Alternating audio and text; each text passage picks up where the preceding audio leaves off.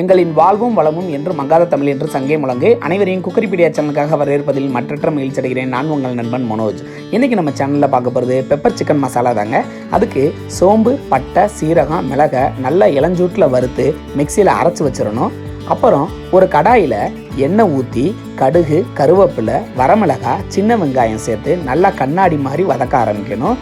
நல்லா வதங்கினதுக்கு அப்புறம் அதில் பச்சை மிளகா, இஞ்சி பூண்டு மசாலா, தக்காளி, புதினா சேர்த்து நல்லா வதக்கிக்கிட்டு இருக்கணும்.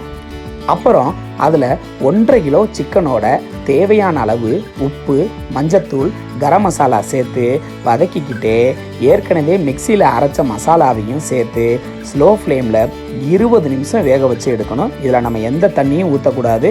சிக்கனில் இருக்கக்கூடிய தண்ணி மூலயமாவே இது நல்லா வெந்துடும். 20 நிமிஷம் கழித்து பார்த்தா சூப்பரான அட்டகாசமான பெப்பர் சிக்கன் மசாலா ரெடி.